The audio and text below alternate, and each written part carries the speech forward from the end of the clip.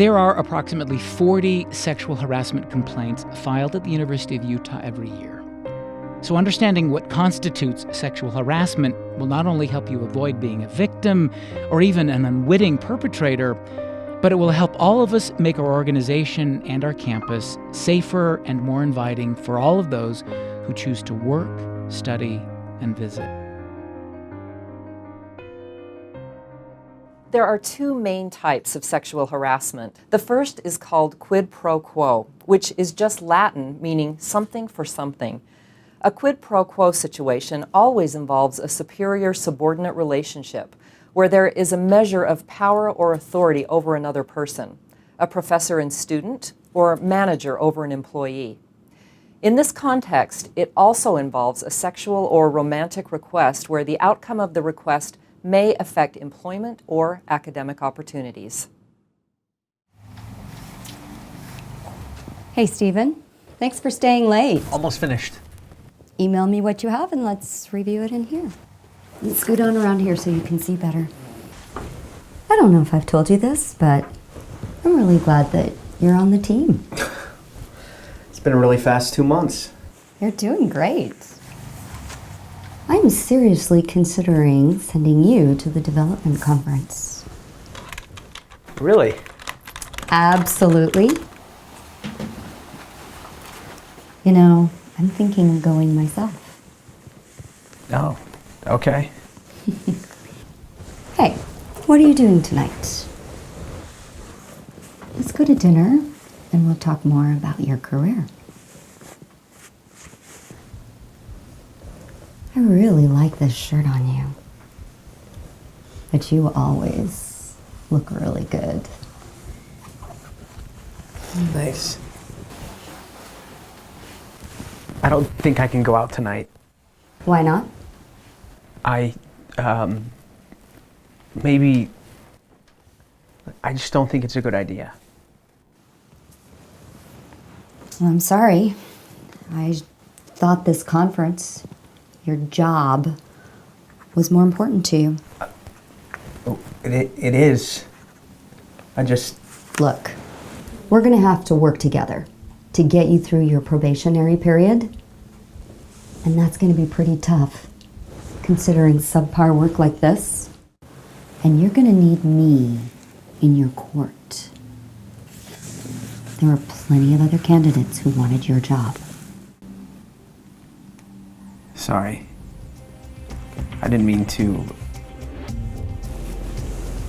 It's just dinner.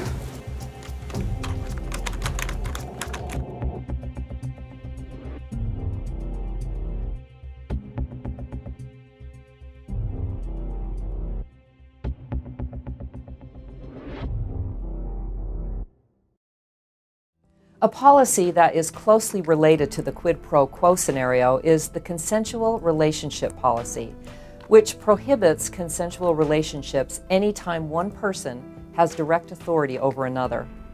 In other words, there is no circumstance that a professor-student relationship or a manager-subordinate relationship is allowed. If individuals who have supervisory or academic oversight authority over another individual wish to be in a sexual or romantic relationship with the person they supervise, they must report the relationship to their manager, and the power element must be sufficiently addressed to ensure that the individuals do not continue a simultaneous romantic relationship and reporting relationship. The other main category of sexual harassment centers around a hostile work environment and covers a lot of ground.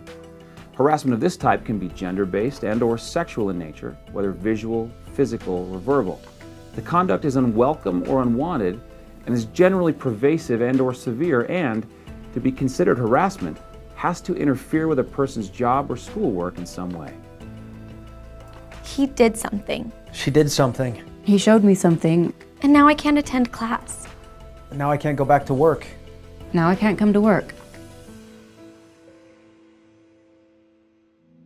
This list is by no means exhaustive, but some examples of sexually harassing behaviors that create a hostile work environment include making sexual remarks about looks, clothing, body parts, etc.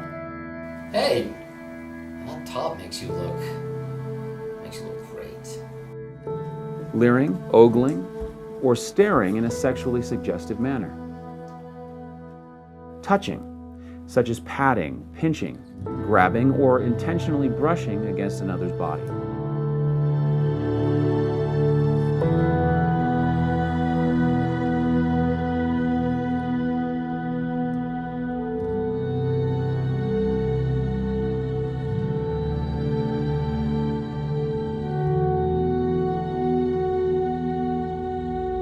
Continually asking out a coworker or student despite previous rejections.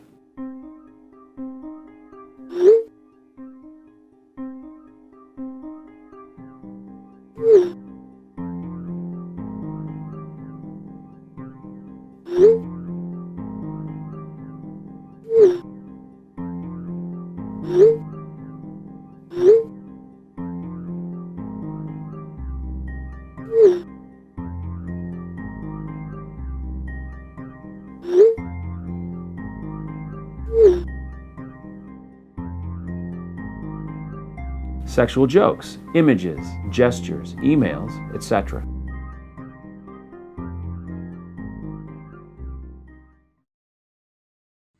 The most severe forms of sexual harassment include a range of behaviors, including non-consensual sexual contact, non-consensual sexual penetration, sexual exploitation, intimate partner violence, and stalking. Sexual violence means any physical sexual act perpetrated against a person's will or where a person is incapable of giving consent. For example, due to age or use of drugs or alcohol, or because an intellectual or other disability prevents the person from having the capacity to give consent. Sexual exploitation includes prostituting another person, recording and or distributing images or audio of another person's sexual activity or intimate body parts or nakedness without consent, or viewing another person's sexual activity, body parts, or nakedness when that person has a reasonable expectation of privacy without consent. The university defines consent as affirmative, unambiguous, and voluntary agreement. Silence or the absence of no does not indicate consent.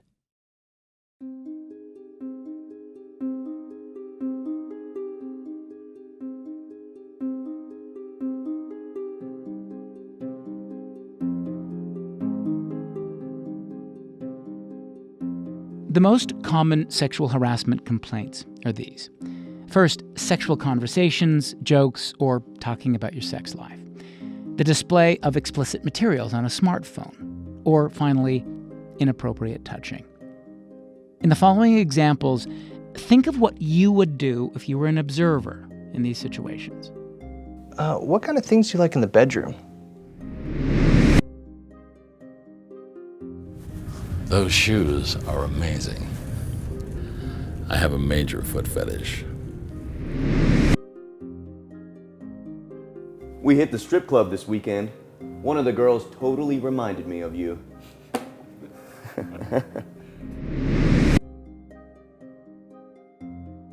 Hey, we got a pool at our house. You want to be my cabana boy?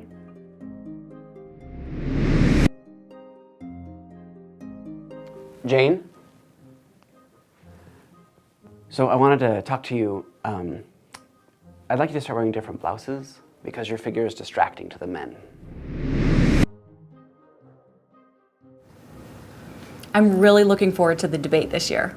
You should really wear a push-up bra. Most of the judges this year are men.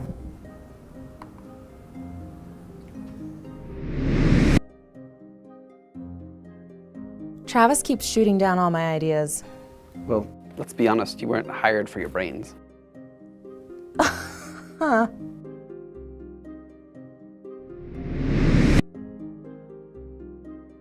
Sexual conversations, sexual jokes and stories and words demeaning to a person because of their gender have no place at work or in the classroom.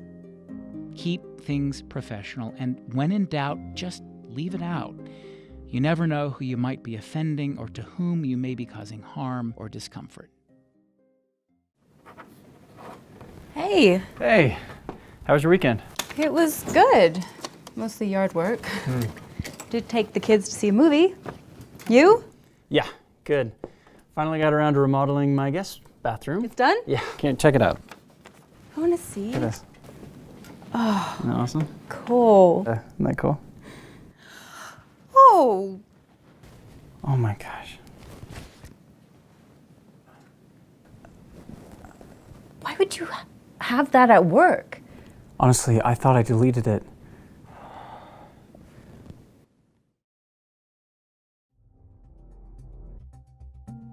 Although in this case the showing of inappropriate material was an accident, it still may be considered harassment. This kind of incident is one of the most commonly reported types of harassment, and you should take steps to ensure you never display or share materials, intentional or not, that are of a sexual nature. Hey, there he is. There. How are you, man? Let's see. Gerald. And who might this be? Gerald, meet Tamara. She just started on Monday. Hi, nice to meet you, Gerald. Welcome to the family. Gerald is our self-appointed cheerleader, and he's a hugger. I'm not. Sorry. Not what? Not a hugger. Oh. Let's get started. Go ahead. You'll get used to it. Gerald is just old school. Okay, so I'd like to go over this week's projects. Is that all right? Okay, well, I think it'll be great. We'll see you guys next week.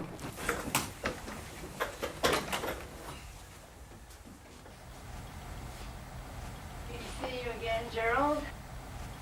And a pleasure meeting you. So this is another example of a commonly reported form of harassment. Gerald violated Tamara's personal space and her wishes when he touched her after she expressed her desire not to be hugged. And while Roberto and Jeanette were not the perpetrators here, Roberto was silent, and Jeanette did aggravate the situation by suggesting that Tamara would just get used to it. No one needs to get used to being touched against their wishes, and neither age nor intent is justification for touching a colleague or a student.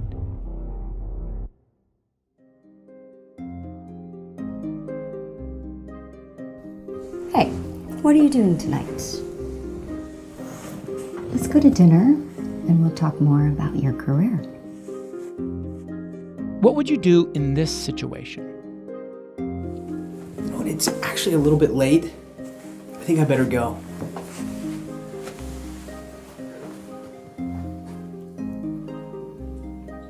Stephen decided he needed to get out of the situation. His next step, once he feels safe, is to report the incident. How about Tamara? What would you do in her situation? And a pleasure meeting you. Again, I'm not a hugger. Excuse me, let me be perfectly clear, okay? You cannot hug or touch me in any way. For some of us, being this direct is difficult, but being firm about boundaries is not being rude, it is right. Gerald was in the wrong, and he needs to know that. Additionally, Roberto and Jeanette should support Tamara and not normalize inappropriate behavior. Remember, when responding to harassment, if you're comfortable and feel safe to do so, let the person know of the offending behavior. In many cases, calling attention to it is enough to make it stop. Just walk away. Don't participate. Staying in a conversation or listening to a joke just gives tacit support for that kind of inappropriate behavior. Report the harassment. There are a few ways you can report sexual harassment. You can speak directly with your manager or your supervisor. A manager must always contact OEO if harassment is reported. But if you don't feel comfortable speaking with your manager, you can contact OEO directly. Contact information is included at the end of the video. And by law, there can be no retaliation for reporting an incident of sexual harassment or abuse. Sexual harassment, discrimination, or harassment of any kind have no place here. We all play a role in protecting others. We ask you to please commit to speaking up when you witness or experience harassment. If you experience sexual misconduct or harassment of any kind, or if you wish to speak with someone confidentially, you can contact any of these resources.